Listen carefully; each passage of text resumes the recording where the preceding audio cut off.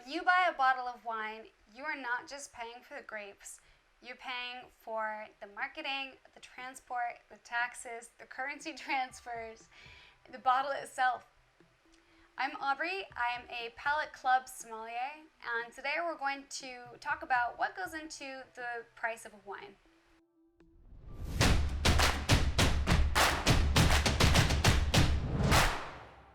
First is all the way back to the source, the land and the grapes itself.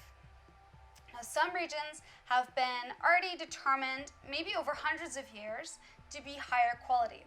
Even certain tiny vineyard rows or parcels of land have been noted as superior or Grand Cru because of the way the sun is exposed or the soil that is just perfect for grape cultivation, and they demand a higher price. Next is the winemaking and labor.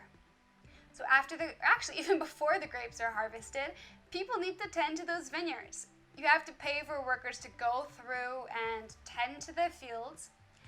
And although you can invest in machine, generally it's going to be more expensive to have people harvesting the wines, and it's also associated with higher quality. Once they get into the winery, you have to pay for the winemaking team and all of the equipment. This is especially expensive in areas like Bordeaux or Napa Valley, where hiring these rock star winemaking consultants has become so fashionable. Now, in those same types of regions, you'll see another very fashionable trend, or arguably traditional, of new oak aging. New oak barrels are super expensive. A new French oak barrel is going to cost maybe a couple of thousands of dollars, and you get one use out of it. Not to mention all of the space that you have to store all of these new oak barrels while you're sitting there and just letting the wine age for 2 years before you even release it to the market. Compare this to a used oak barrel that might just be a couple of hundred of dollars, and then you can get a lot more use out of that as well. Next is packaging and shipping. So if you did already invest wine in new oak barrels, a great winemaker, and top tier grapes and land, then you probably want to convey that your wine is premium. So you're going to hire the best graphic designer and brand specialist to make a beautiful label with a very nice heavy bottle that tells the customer that this wine is quality.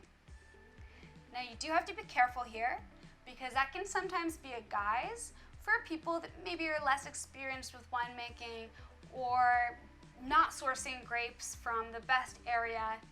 So be careful. Even if you do see a heavy bottle, that does not necessarily mean that it's high quality wine. Finally, the distribution process, where everybody gets a little piece of the pie. So there might be a winery in Europe that then is bought by an importer who needs to ship those cases of wine to a port and fill up a container full of other boxes of wine to ship to another port across the world, and then bring it to a temperature-controlled warehouse. In the meantime, their distribution partner will go around with a book and have sales teams that sell it to restaurants and retail stores, who then mark it up. What's typical is 1.5 to 2 times for a retail store and 3 times for a restaurant. Now, those are the highest margins. Honestly, everybody else along the way is taking a really small piece of the pie. I hope you found this interesting.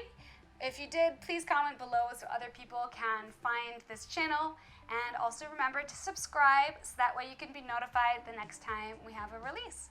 Thank you so much. Cheers.